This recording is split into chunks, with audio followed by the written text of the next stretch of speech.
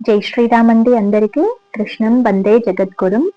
ఈరోజు తిరుప్పావై 25వ పాశురాన్ని మరియు దాని తాత్పర్యాన్ని అనుసంధానం చేసుకుందామండి. ఆండాళ్ తిరువడిగలే శరణం. ஒருத்தி மகனாய் பிறந்து ஓரிரவில் ஒருத்தி மகனாய் ஒளித்தி வளராம் தரிக்கிலானாகித்து தான் தீங்க நினைந்தாம் கருத்தை பிடப்பித்து கஞ்சன் வயிற்றில் நெருப்பெண்ண நின்ற நெடுமாலே உன்னை அருத்தித்து வந்தோம் பறை வருதியாகில் திருத்தக்க செல்வமும் சேவகமும் யாம் பாடி వరుత్తమం తీరిందు మగిడిందేలోరింబావాయ్.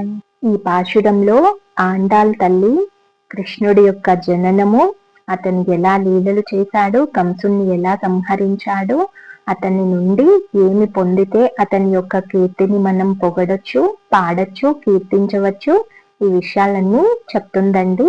చూద్దాము. తనను 4 చేతుల స్వరూపముతో కుమారునిగా పొందవలెనని కోరిన సాటి లేనటువంటి దేవకీదేవికి ఒక నిషేధియందు కుమారుడవై జన్మించి అదే రాత్రిని బాలచేష్టలను వీక్షించవలెనని తపమాచరించిన మరి ఒక అద్వితీయమైన యశోదమ్మ యొక్క ముద్దుల కుమారుడవై రహస్యముగా పెరుగుచుండగా ఆ వృత్తాంతమును వినిన కంసుడది సహింపజాలక నీకు అపకారం చేయ తలచగనే అతని ఉద్దేశమును వ్యర్థమగు రీతిన ఒనరించి ఆ కంసుని ఉదరమందు నీ ఒక కార్చిచ్చు వలయే ఆ కంసున్నే సంహారమునరించి నిన్ను మాకు అనుగ్రహించిన మాపై అధికమగు వ్యామోహమును కలిగినవాడా, నిన్ను మేము భిక్షమడుగా ఏపించినాము.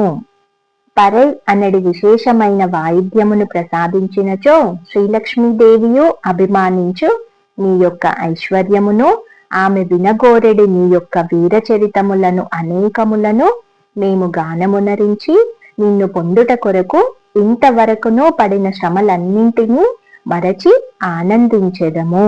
ఈ విధంగా గోదా తల్లి శ్రీకృష్ణుణ్ణి ప్రార్థిస్తుందండి. రేపు 26వ పాశురంలో మళ్ళీ కలుద్దాము. జై జవాన్, జై కిసాన్, జై శ్రీరామ్. ధర్మో రక్షతి రక్షితః. కృష్ణార్పణం. స్వస్తి.